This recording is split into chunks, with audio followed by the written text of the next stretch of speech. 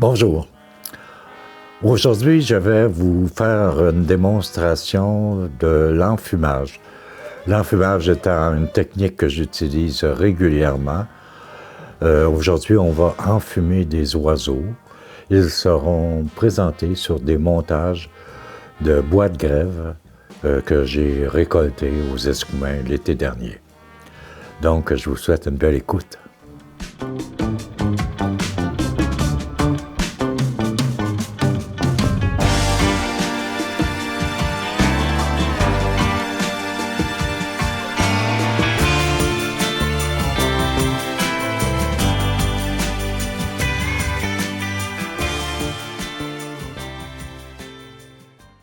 Actuellement, et puis depuis quelques mois, je travaille sur des oiseaux enfumés.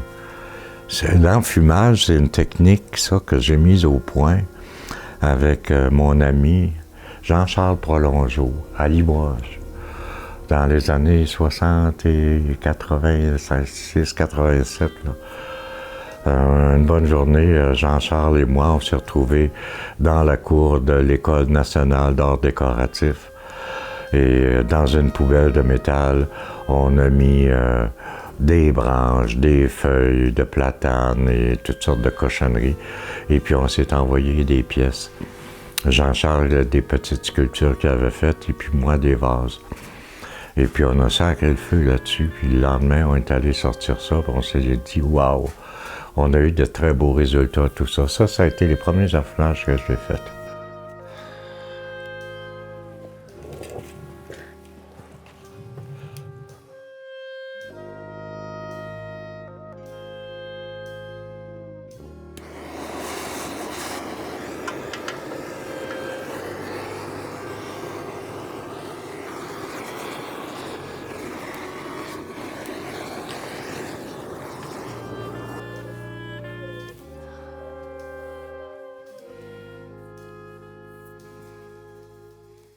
D'abord, il faut savoir que l'enfumage est un traitement de surface qui est créé par les produits de la fumée qui vont pénétrer à l'intérieur du tesson d'argile qui, lui, est toujours poreux.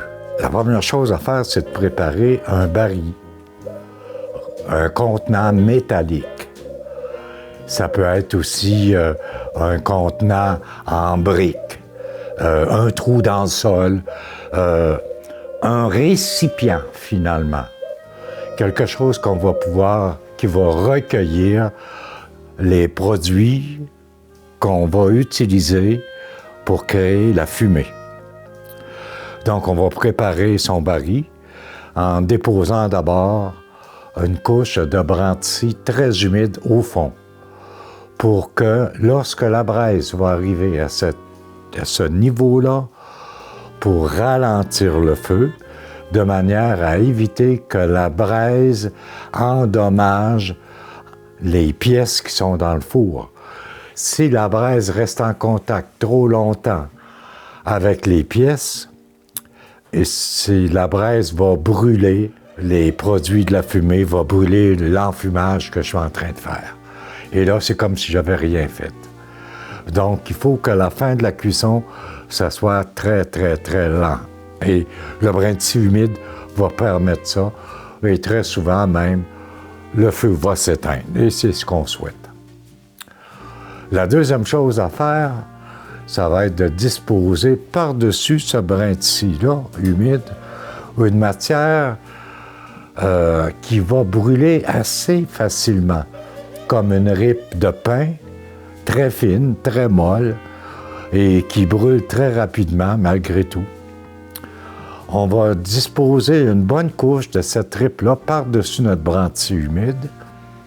Et sur cette ripe-là, on va déposer nos pièces qui vont avoir été au préalable traitées pour l'enfumage. Je m'explique. Quand je parle de traiter, on peut tout simplement prendre les pièces et les déposer directement dans la ripe et ça va faire. Mais si on veut avoir des effets un petit peu plus intéressants, des effets qui vont ressembler un peu à du marbre, Là, à ce moment-là, on va travailler avec différentes techniques. Une des techniques qu'on a utilisées aujourd'hui, c'est de travailler avec les barbotines. On applique par-dessus la pièce une barbotine molle ou plus ou moins dure qui, elle, en entrant en contact avec la braise, va sécher très rapidement et va nous créer des craques. La barbotine va craquer de partout. Et c'est dans ces craques-là que la fumée va pouvoir pénétrer et colorer notre pièce. Et plus la cuisson va se faire lentement, plus on va avoir des couleurs foncées, des noirs. Plus la cuisson va se faire vite, plus on va avoir des bruns clairs, des beiges, aller jusqu'aux bruns très foncés aussi. Les bruns, on n'y tient pas plus qu'il faut parce qu'on sait très bien que ces couleurs-là vont disparaître, vont se faire brûler par les rayons ultraviolets du soleil. Donc, les couleurs pâles, c'est pas des couleurs qui sont permanentes.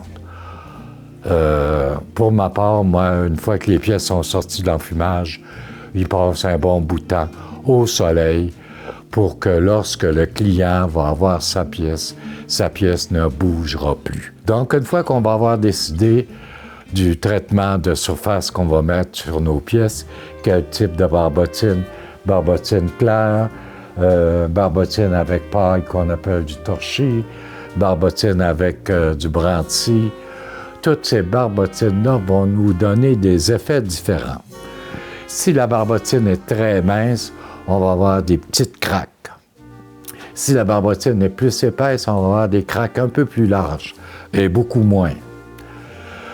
Si on travaille avec des barbotines dans lesquelles on a mis du papier, par exemple, là, on n'aura presque pas de craques. Si on travaille avec des barbotines, au contraire, dans lesquelles on a mis beaucoup de brandy, là, on va avoir énormément de craques. Et même tout ça, même avec peut-être 25 ans d'expérience d'enfumage, on n'est jamais sûr des résultats. Jamais. On espère que ça va donner ça. Une des dernières expériences que j'ai faites, j'ai mis les petites enveloppes qu'on appelle Magic Fire, qui est composée de sulfate de cuivre qu'on met dans le feu pour créer de la couleur. J'ai mêlé ça avec ma barbotine et puis j'ai eu des beaux résultats, des oiseaux qui ont des reflets de verre dedans. Et j'en ai travaillé d'autres avec de l'oxyde de fer et du calgomètre. Et que c'est beau, ça. C'est récent comme découverte et puis je suis convaincu que j'ai encore à découvrir à partir de... Ce que je viens de découvrir, c'est juste le premier pas, là. Il y a d'autres choses qui s'en viennent après ça. Moi, c'est mon bonheur. Et puis, comme je le disais, aussitôt que j'ai découvert quelque chose, je m'empresse de le transmettre. Parce que, à 75 ans, il ne faut pas que je m'attende à en avoir encore 25 devant moi, là. Il faut transmettre le plus possible. Alors, au plus de monde possible. C'est un devoir. J'espère avoir la chance de transmettre le plus de monde possible. C'est mon rêve.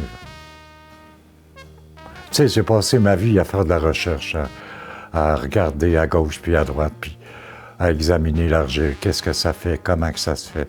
Pourquoi ça fait ça?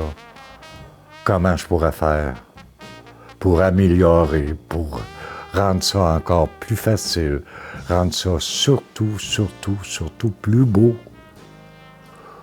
Un philosophe grec, non, russe. Un philosophe russe qui a dit un jour, la beauté va sauver le monde. Moi, je pense que la beauté va sauver le monde. On n'est pas parti pour ça, par exemple. Une autre question?